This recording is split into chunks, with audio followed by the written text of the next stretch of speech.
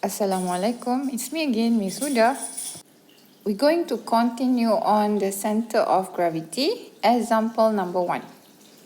Determine the position of the centroid of the body. Here we have the illustration with the combinations of shapes. We can calculate the centroid of each section. First, we're going to divide it into a few sections. As per illustration here, so sebenarnya you boleh divide it ikut suka hati you. If you notice that saya divide into 3, there's one triangle, one rectangle, and the number 3 here is another rectangle. You boleh juga divide macam ni. This one can be 1, and then 2, and perhaps this is number 3. Up to you, but this is what I have divided earlier. The first section here will be a triangle, 3 meter height. The width is 1.5. You need to calculate the area first. Therefore, for a triangle, it is half times 3 times 1.5. You'll get 2.25. Next, we're going to look at the distance to the reference point ataupun point P. For this question, dia tak ada mention di mana you supposed to put the reference point. Sometimes in the question, dia akan specify, mungkin you akan letak dekat sini, di sini, di sini, atau di mana-mana points ya. Di soalan ini, tak ada mention, then I put it at the far right and at the bottom of the object. Once you have located dekat mana the reference point ini, which is point P, you will have to draw the y-axis dan x-axis yang cross dekat point itu. So kalau you letak point P tu kat sini, then your y-axis will be like this, x-axis will be like this. The cross dekat that point. So any distance untuk you dapatkan value of x bar, dia akan pergi ke x-axis, dan any distance for y bar akan pergi to the y-axis. For the first area that we have here, which is this triangle, kita nak dapatkan the x bar. So the distance untuk x bar adalah untuk ke x-axis di sini. Then you cari the centroid of this triangle. You have to find this value. And daripada formula yang previously I show dalam theory ataupun introduction part of this chapter, it is 1/3 darab dengan h. Sebab dia nak pergi ke x-axis. So 1/3 times h. So h is 3 meter. And you have another 5 meter here to get to P. That's why you kena tambah dengan 5 meter. Now, let's look at the y bar.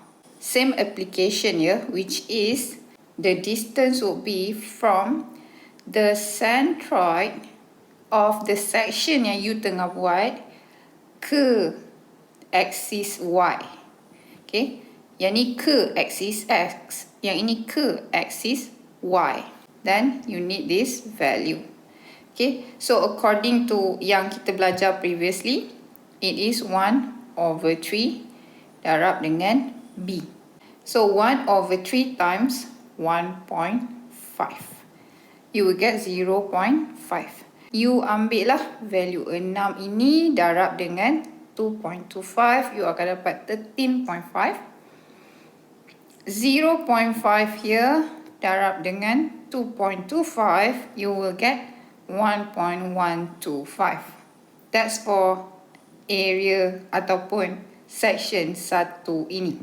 Next, for section 2, which is this rectangle, the area will be B times H we know that this is 1.5 meter darab dengan 5 meter. That is the area. And the distance to the x-axis di bawah ini. So centroidnya should be at the center here. So 5 meter bahagi 2. You akan dapat 2.5 here.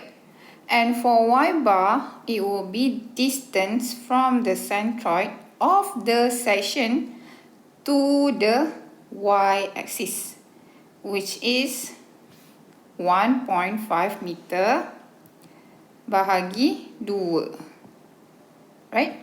So it becomes 0.75.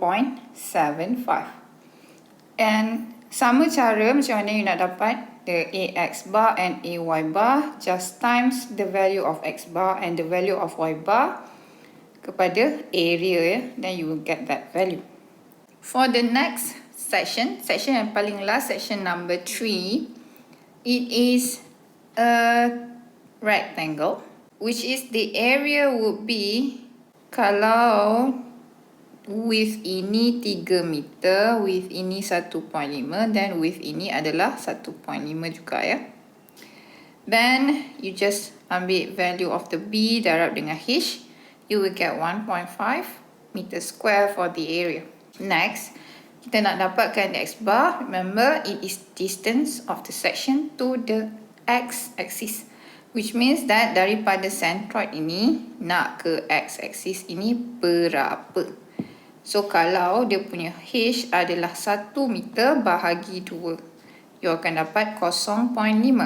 And for y bar, it will be from the centroid to the y-axis.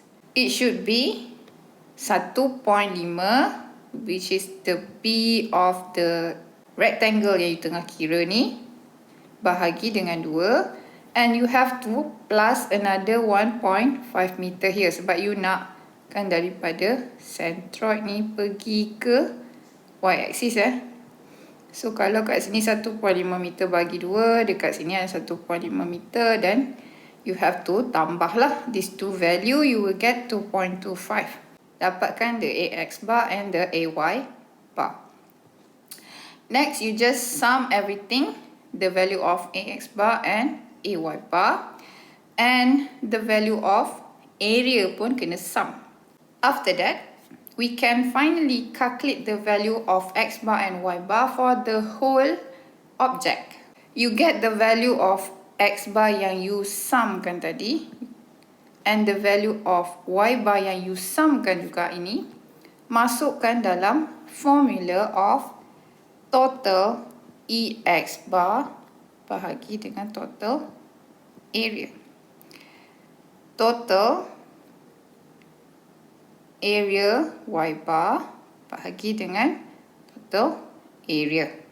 Dan you akan dapat terus the centroid untuk x dan the centroid untuk y for the object. Let's draw dekat objek kita lah. So 2.933 and 0.9.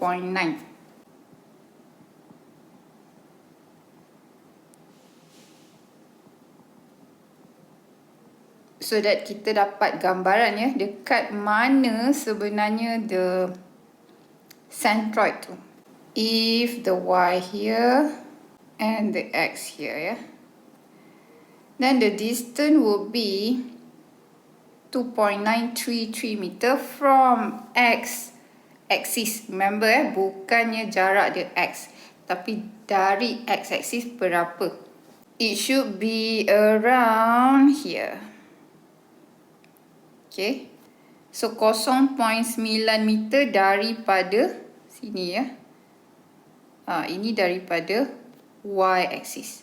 And dari x-axis, it is 2.933. Then you dapatlah, di sinilah centroid untuk objek ini. Okay, itu saja for example number 1. Thank you. Bye.